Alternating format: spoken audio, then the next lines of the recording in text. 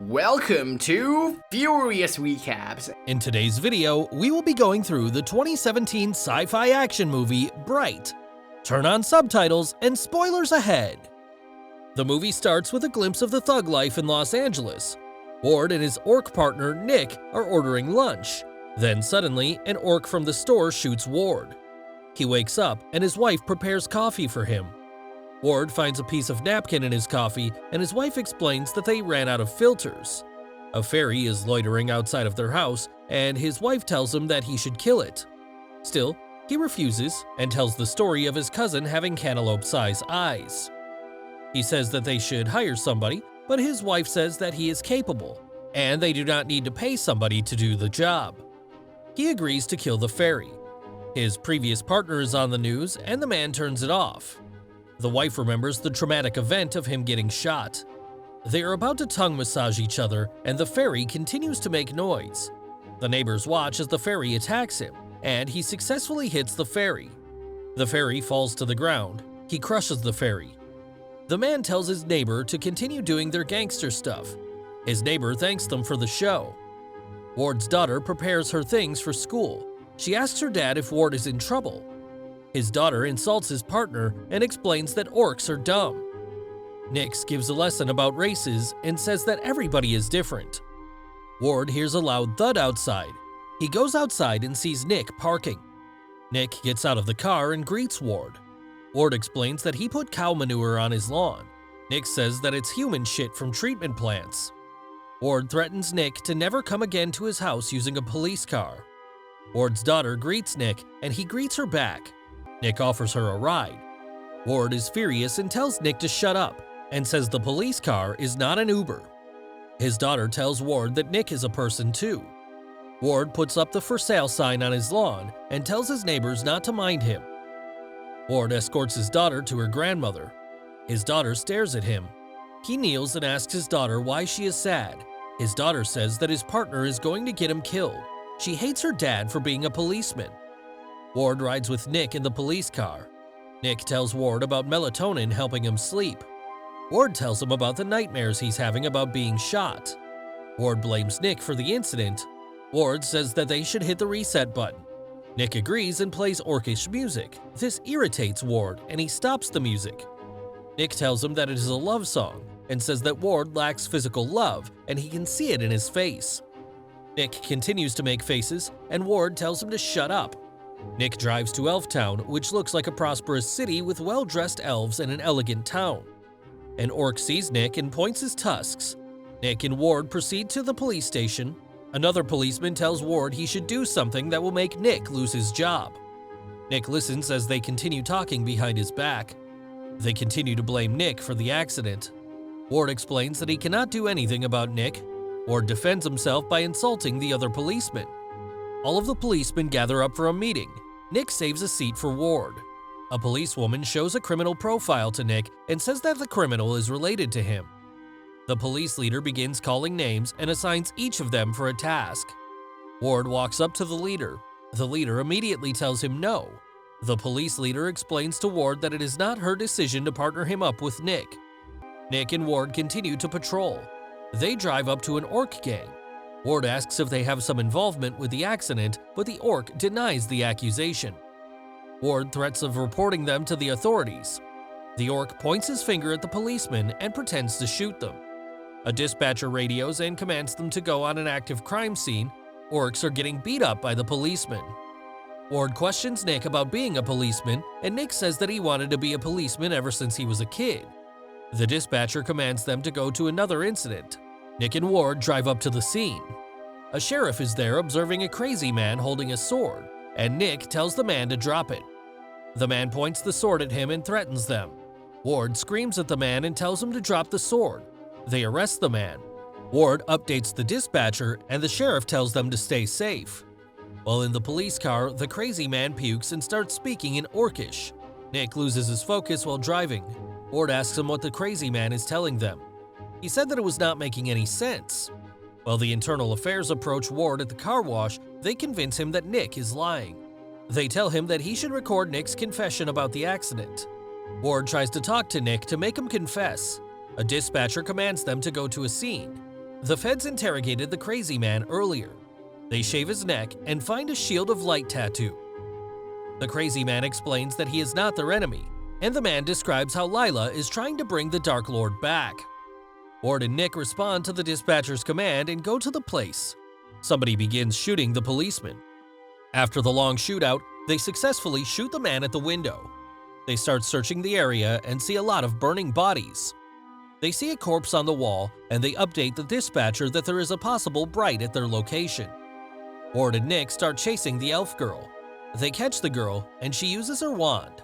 Ward and Nick are in awe of the wand. The girl begins speaking Elvish, and Nick translates. The elf tells them that they should protect her. The other policeman came to the scene and put the wand in Nick's bag to frame him. Nick continues to interview Tika. The other policeman convinces Ward that he is doing the right thing. Ward agrees to the plan to kill Nick. Ward calls his wife and continues to go to Nick.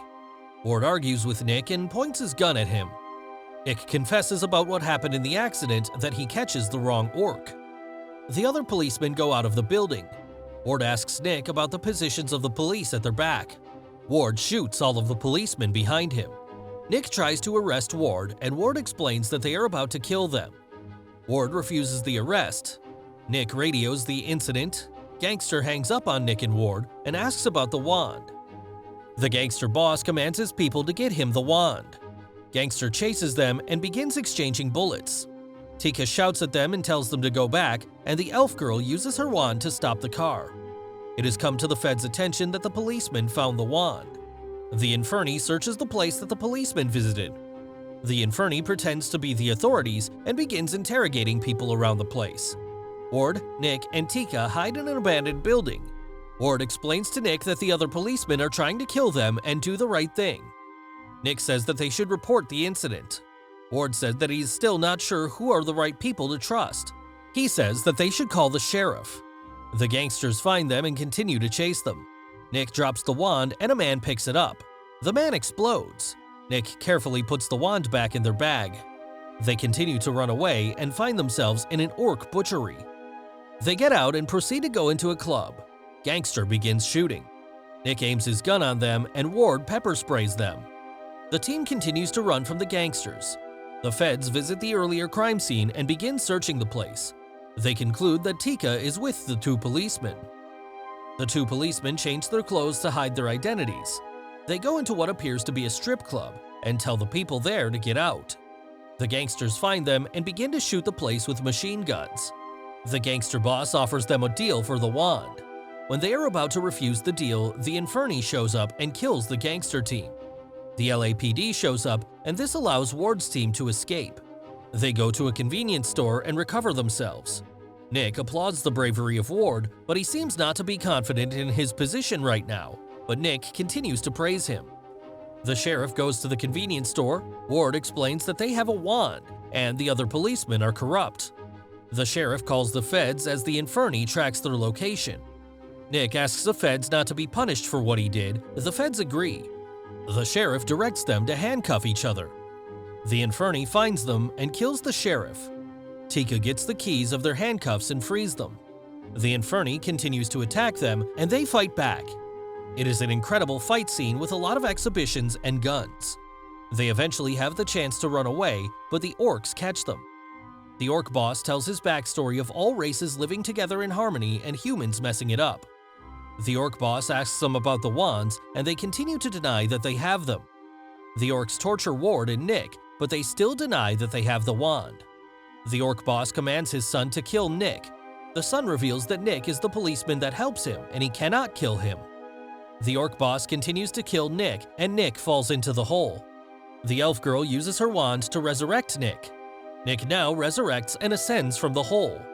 The orcs begin calling Nick the fulfillment of a prophecy. They discover that the elf girl is a Bright, and the girl starts speaking in English. Nick thanks the girl for resurrecting him and asks about the Inferni's plan. The girl talks about her past and how she manages to escape the Inferni.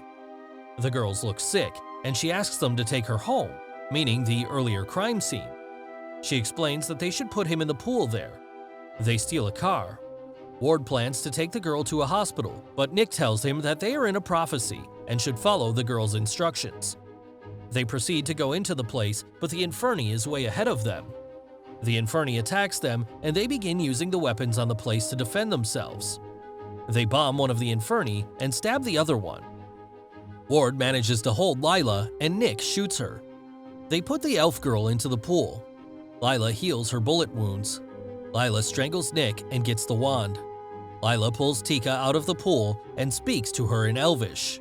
Nick shoots Lila, and she lets go of the wand. Ward gets the wand, and surprisingly, he does not explode, because he is also a Bright. Ward uses the wand against Lila.